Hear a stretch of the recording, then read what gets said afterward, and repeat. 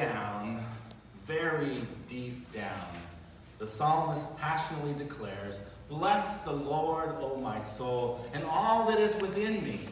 Bless God's holy name." So are you a glass half empty kind of person? Or are you a glass half full kind of person? When it comes to life, are you more of an optimist?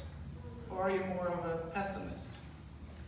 What do you see first? The obstacles or the possibilities?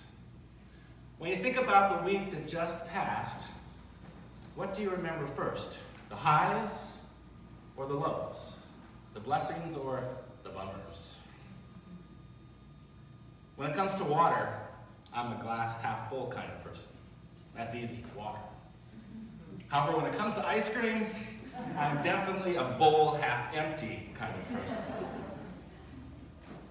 I suppose that's true for all of us. Sometimes we're more optimistic, and sometimes we can be more pessimistic, depending on the context, the situation, and our experience. The struggle between optimism and pessimism, the struggle between faith and doubt, confidence and skepticism, hope and uncertainty, assurance and fear, in many ways reflects the struggle within our fallen human nature, lived out in a broken and fallen world. St. Paul in his letter to the Philippians encourages us, "Rejoice in the Lord always." Again, I say rejoice. But it's just not that easy. We've been taught to be guarded, to be wary, to be prepared, to see trouble before it comes our way.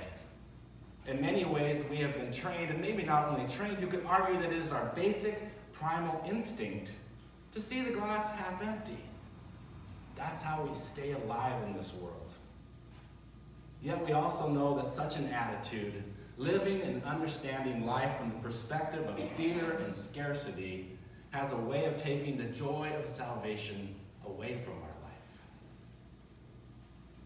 Brain researchers have recently discovered something very interesting in the activity of the medial prefrontal cortex that sheds some light on this aspect of the human condition, our so-called fallen human nature. So that's the part of the brain that's important for directing thought, integrating information, and making decisions.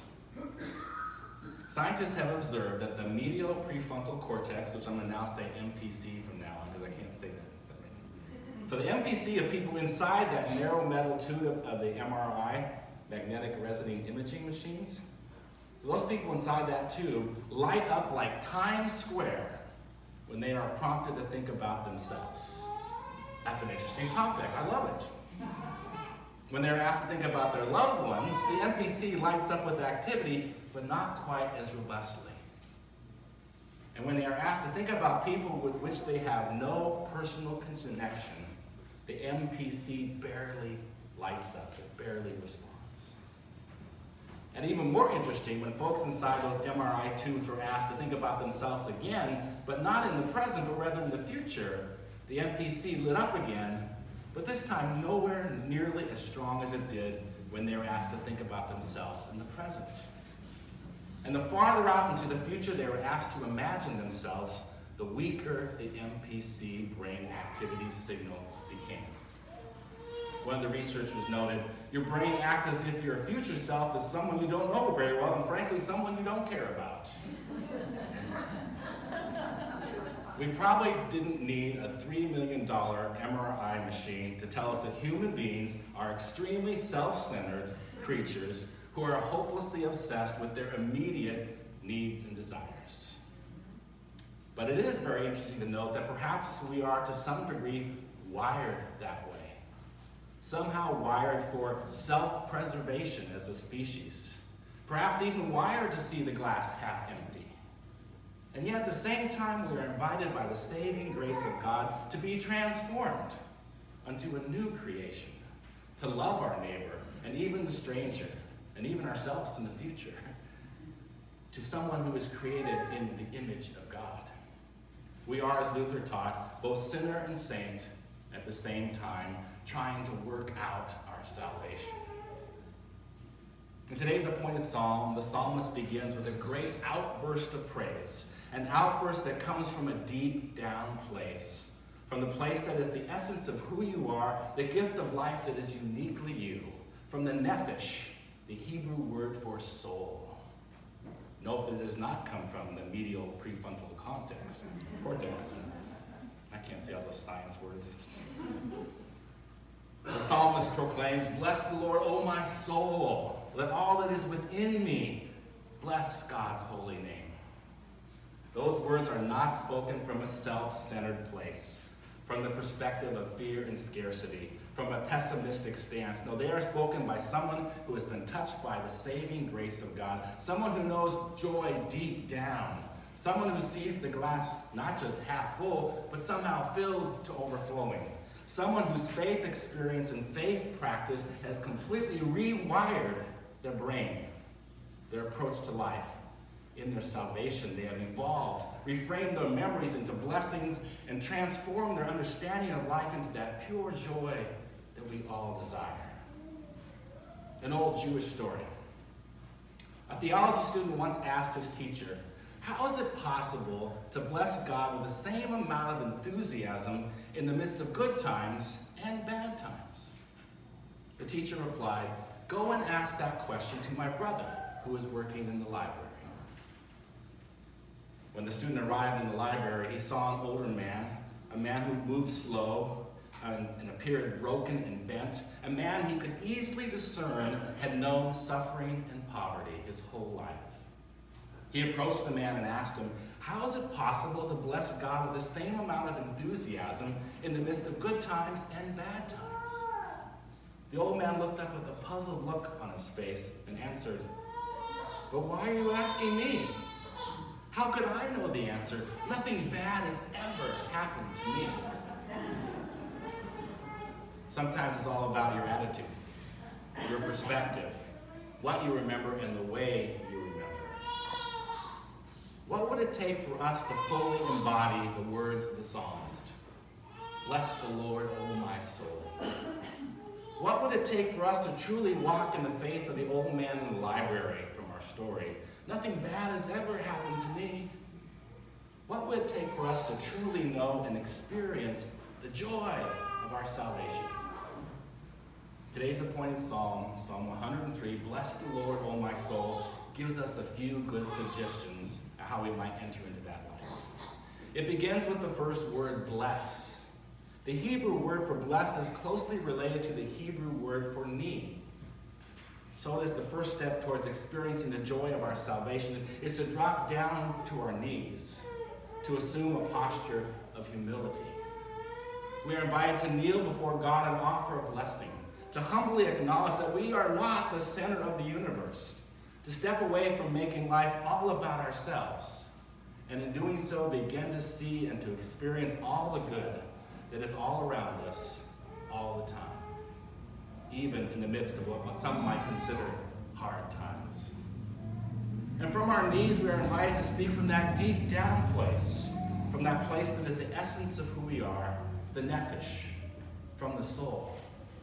"Bless the Lord, O my soul, and all that is within me. Bless God's holy name." Too often we speak too quickly without reflection from out of our heads, out of our reptilian brains, out of scarcity and fear. Faith, hope, love, peace, and joy cannot be spoken from this place. We need to get out of our heads. The psalmist invites us to go deeper. How do we get there? We begin by acknowledging the voice in our heads, setting it aside, and then with a deep breath, letting it go. And begin that descent to the soul.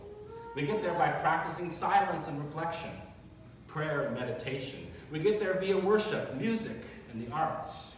We get there in holy conversations with faithful people. We get there by slowing down and practicing our spirituality. We get there by leaving our headspace and retreating to the nephesh, to the soul. And then from that humble stance, from that deep place, we remember.